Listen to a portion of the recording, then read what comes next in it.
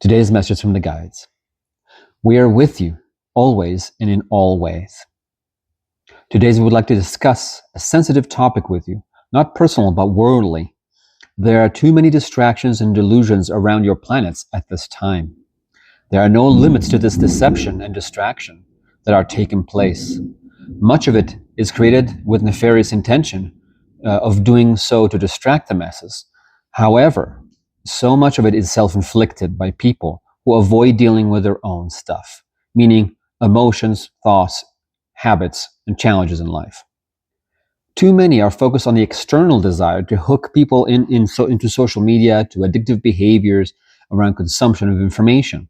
However, the real lesson here is that each and every individual must become aware of their own habits, behavior, regardless of what is outside of them, and choose wisely as they become more intent on being freer from influence and making better choices for themselves. The focus should be on the actions that a person can take and choose. If every person makes the choice to not engage in things that affect them negatively, much of this industry of distraction and social media and the encouragement of a low impulse control and default way of being would simply lose its power over people. Wow. That was a thunder.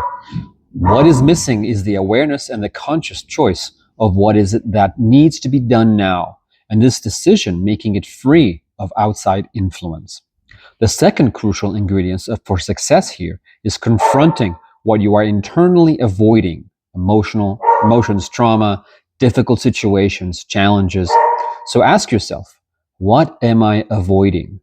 Or what am I avoiding when I do this? What needs addressing within?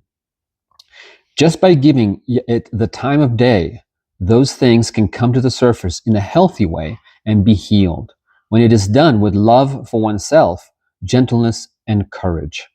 Healing is bound to happen. Again, I'll repeat that.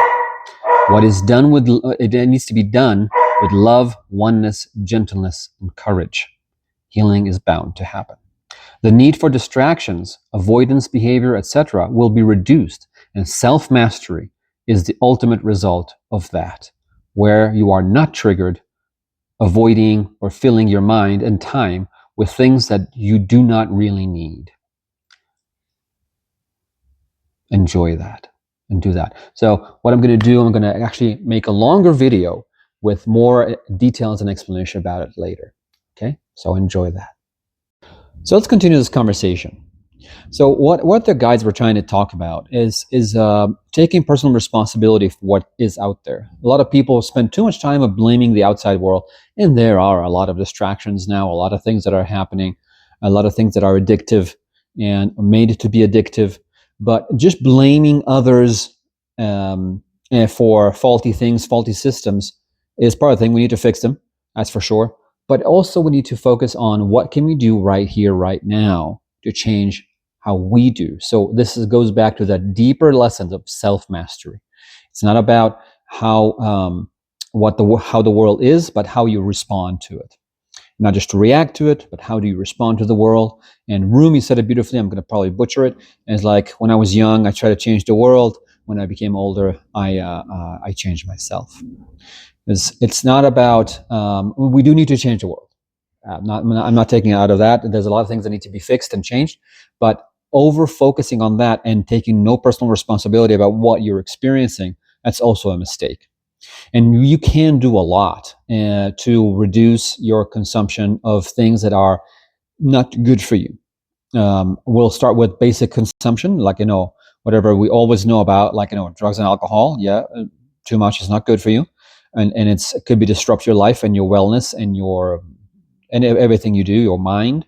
But there's, again, more subtle ones in the way of how they affect us.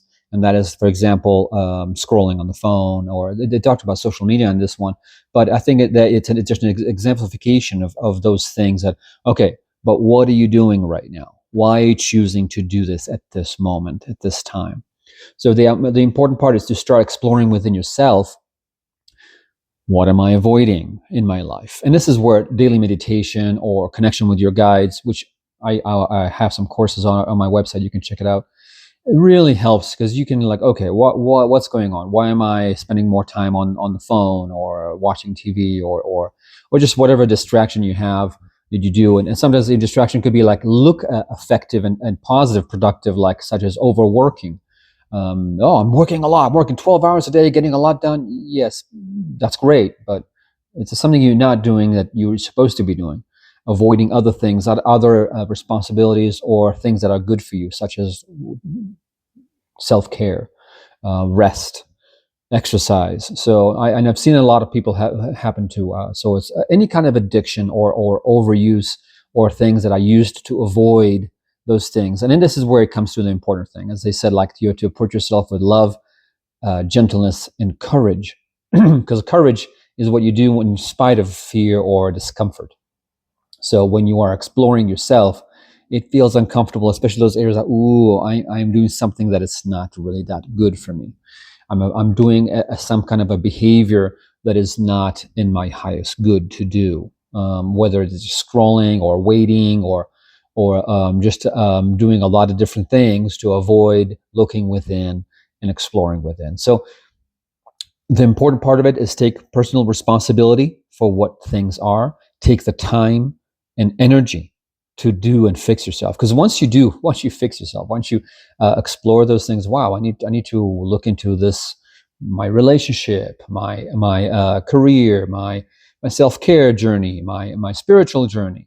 And what am I doing? I'll give an example of spiritual journeys that go awry, that go too far, like watching new age, whatever it is you want to watch, tarot card readings, predictions of the future, and spending all day watching those just videos.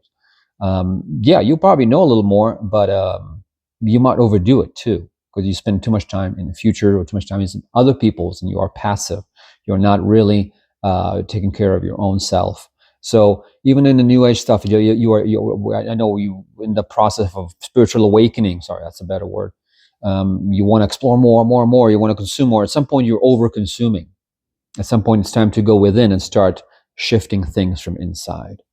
So taking that responsibility, the accountability, and the courage to look within, but not through a lens of criticism. I'm not good enough.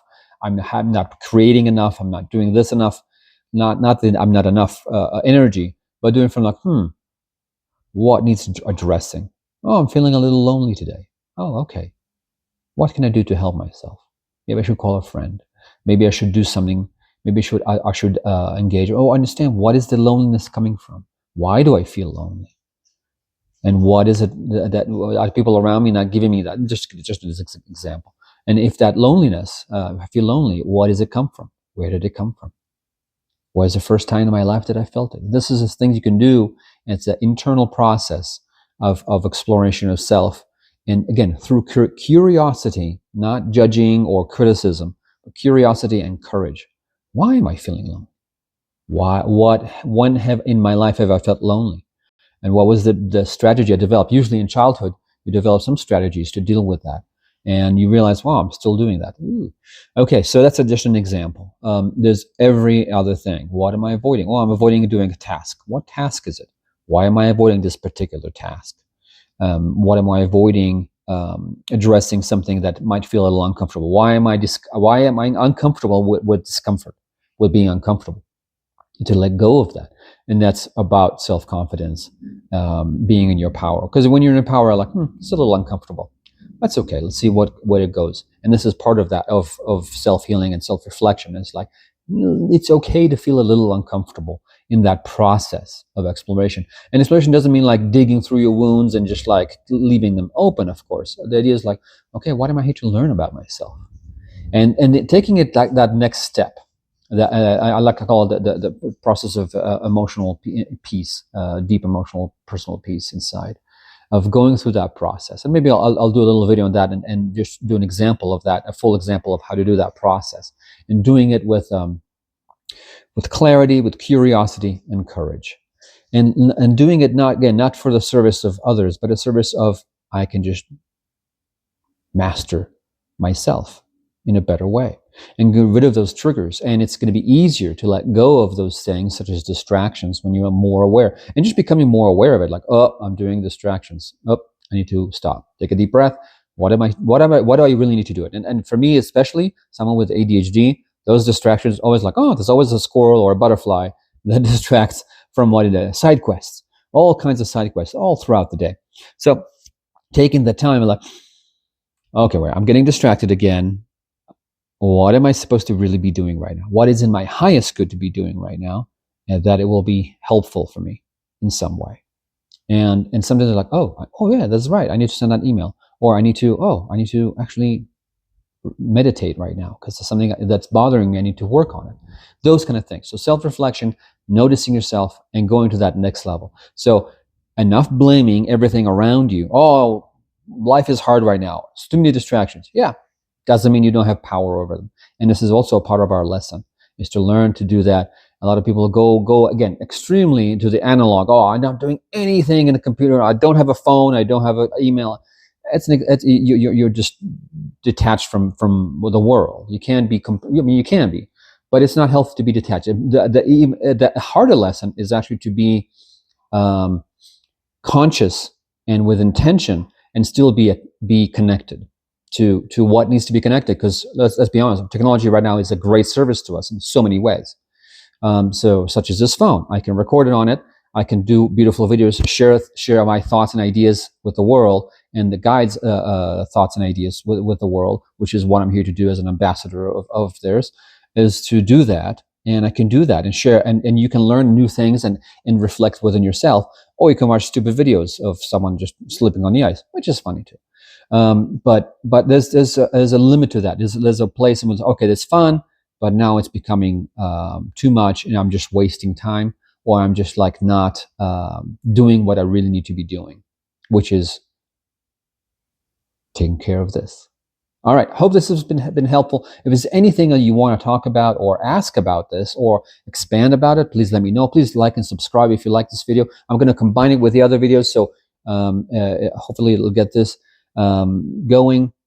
And just explore yourself, and send me some questions or comments of what else you want me to talk about or explore or converse about. I need some feedback, and so I can really address what you want me to address, other than what the guides want. All right, talk to you soon. Be well. Live intentionally.